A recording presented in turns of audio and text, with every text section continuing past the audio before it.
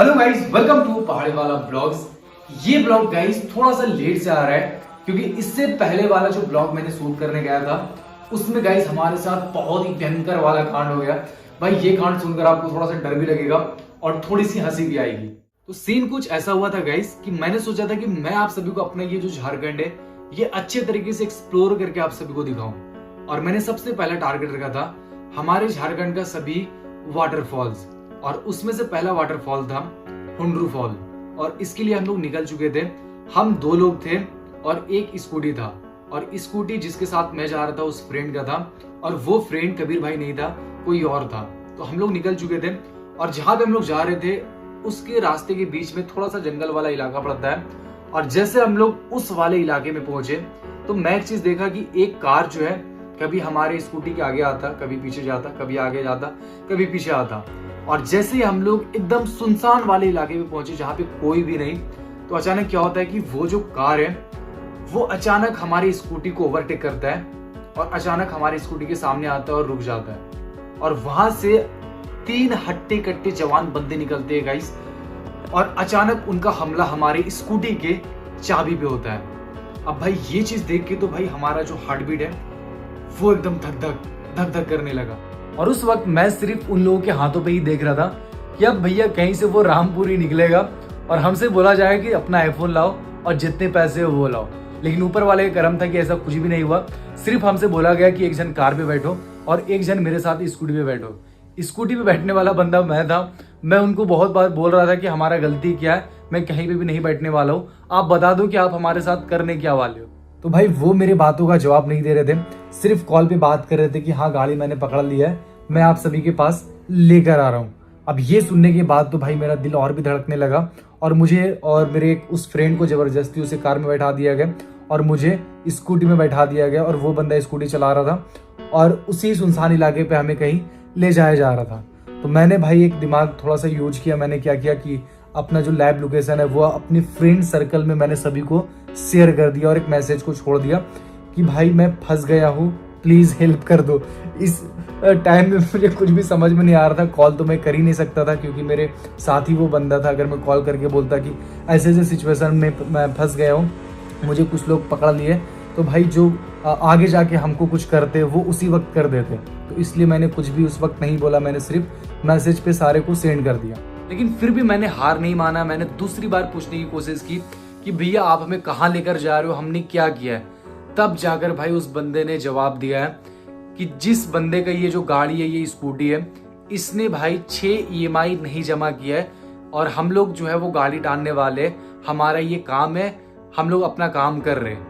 तब भाई मेरे जान में जान आई और मैंने उनको बोला कि भैया कम से कम आपको बता देना था ना कि आप लोग ऐसा ऐसा काम करते हो, और आप लोग भाई ऐसे सुनसान इलाके पे 3 जन आके हम लोग को रोकते हो और ऐसे करते हो, तो भाई हम लोगों का हार्ट भी फेल हो सकता था और हम लोग एकदम डर गए थे।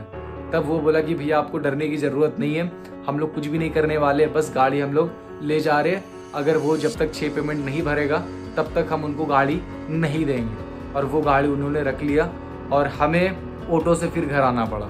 और भाई हम लोग ब्लॉग का मूड बना कर गए थे और सारा मूड जो है वो ख़राब हो चुका था कि ऐसा साथ आपके साथ होगा, आपका जान जो है वो जाते जाते बचेगा, तो आपको फिर ब्लॉग शूट करने का मन करेगा, बताओ।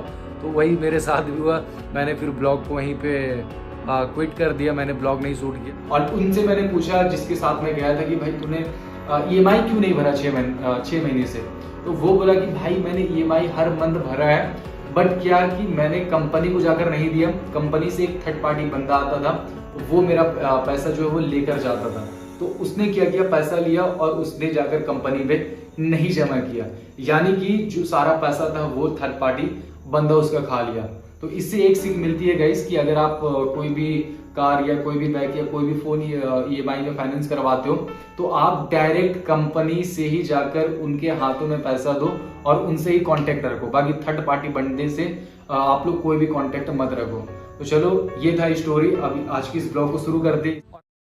और आज गाइस है संडे और आज हमें बहुत सारे काम करने हैं और मुझे कुछ छोटा मोटा शॉपिंग भी करना है, साथ में कबीर भाई को भी करना है। इसके अलावा कल पता है गाइस, कल है टीचर्स डे, तो सर का इनविटेशन आया है, तो हम लोग सोच रहे कि छोटा मोटा गिफ्ट सर को दे दे, मैं और कबीर भाई पैसे मिलाकर, क्योंकि अच्छा नहीं लगता है बहुत सारे इनविटेशन आए उसमें हम लोग क्या करते हैं कि भाई ऐसे ही चल जाते हैं खाली हाथ। लेकिन टीचर्स डे है तो मैं सोच रहा हूँ कि कबीर भाई के साथ जाकर हम लोग जो है सर के लिए एक छोटा सा गिफ्ट ले लें। इसके साथ और भी बहुत सारे काम है, तो इसलिए आज हम लोग जा रहे हैं मेन रोड।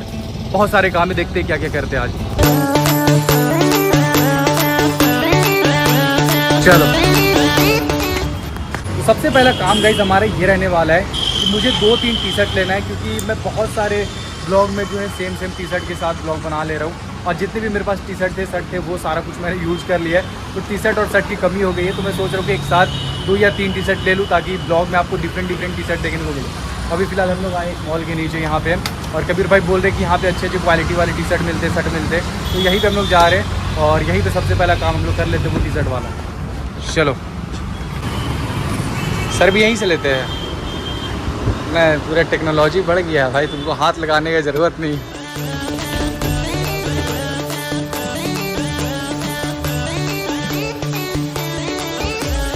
और ढीला हो गया ना, स्मॉल साइज तो है। ये टी शर्ट में भाई होता क्या है ना कि मतलब थोड़ा सा अजीब लूज टाइप में लगता है। तो यहाँ पे तो बहुत सारे टी शर्ट है, बहुत सारे कलर के, अलग अलग कलर के, लेकिन पता है यहाँ पे मतलब उतना खास मुझे कोई टी शर्ट समझ में नहीं आया। ये टी शर्ट एक समझ में आया, लेकिन इसे पहनने के बाद आपने देखा कि मेरे बॉडी में कैसा हो गया, मतलब थोड़ा ढीला हो गया, और इसका कपड़ा भी मुझे उतना खास नहीं लगा। ये मेंस के लिए अच्छा है, बट बॉयज के लिए मुझे उतना कुछ खास नहीं लगा।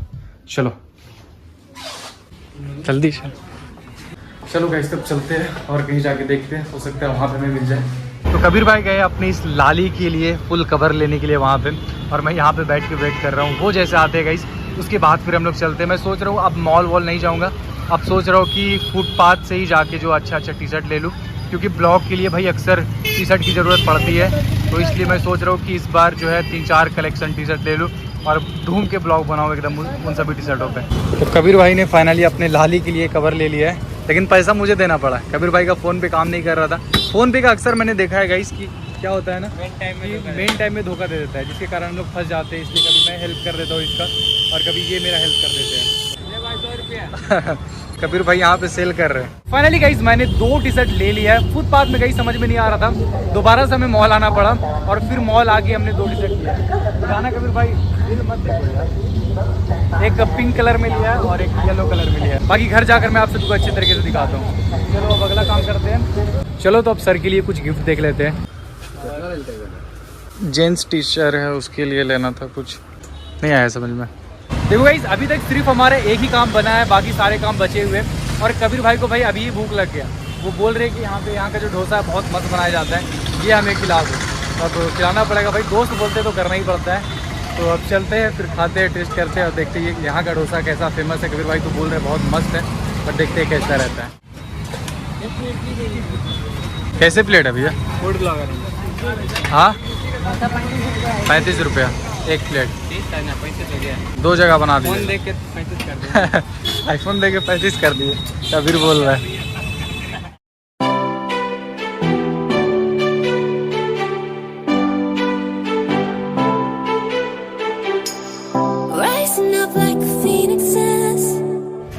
चलो आ जाओ इधर बैठते हैं। मजा आ रहा है, बहुत टेस्टी। कबीर भाई गाइस बिल्कुल भी सही बोले थे, खाकर भाई डोसा बहुत ज़्यादा मज़ा आ गया। सचमुच कबीर भाई बहुत टेस्टी बनाया था। लेकिन रोज खाते हैं वहीं से। हाँ, मतलब बहुत सारे लोग क्या करते हैं ना कि होटल देखते हैं तब वहाँ पे जाते हैं, ठेले वगैरह में नहीं जाते। लेकिन आप लोग एक बार ठेले में जाकर देखो भाई, वहाँ का टेस्टी जो मिलता है वो होटल में आपको नहीं मिलेगा। फिलहाल हम लोग घर आ चुके हैं, लेकिन गाइस अभी तक हमें समझ में नहीं आया कि सर को हम लोग गिफ्ट क्या दे। भाई हमने बहुत ढूंढा, लेकिन कुछ भी समझ में नहीं आ रहा है, और टाइम भी नहीं है कि आप सभी से पूछ लो। आप लोग कमेंट करके बता दो, कल ही टीचर्स डे और कल ही गिफ्ट देना है। तो भाई कबीर भाई भी कंफ्यूज में, मैं भी कंफ्यूज में हूँ। कोई आइडिया कुछ भी दिमाग में है? वैसे आपसे मैं इसलिए पूछ रहा हूँ क्योंकि तुम टीचर हो, इसलिए कोई आइडिया नहीं। अच्छा हाँ, मेरे पास एक आइडिया है, यूट्यूब में देखते हैं। Best gift for teachers on teachers day. बढ़िया गिफ्ट रहेगा, क्योंकि अगर आप ये गिफ्ट यहाँ से भी समझ में नहीं आ रहा है, चॉकलेट वगैरह दिखा रहा है। चॉकलेट दे दिया जाए। चॉकलेट क्या, बच्चा थोड़ी हो। अरे एक काम करते हैं, केक लेके जाते हैं और cake he on the spot cake कटवा देते हैं। ये सही रहेगा। सही रहेगा, हम लोग भी खा लेंगे साथ में। उतना टाइम भी नहीं है कि अभी। और देखो हमारे सर ऐसे है कि उसके पास हर कुछ है, मैंने आपको दिखाया था, हर एक गैजेट उनके पास। तो अगर हम लोग कुछ भी देते हैं 1500 के आसपास, तो उन्हें समझ में नहीं आएगा। उससे अच्छा कि केक ही जाके ऑन द स्पॉट उनके घर जाकर केक कटवा देते हैं, तो वो भी खुश हो जाएंगे और हम लोग का पेट भी भर जाएगा। तो यही सही आइडिया है, यही करते हैं हम लोग।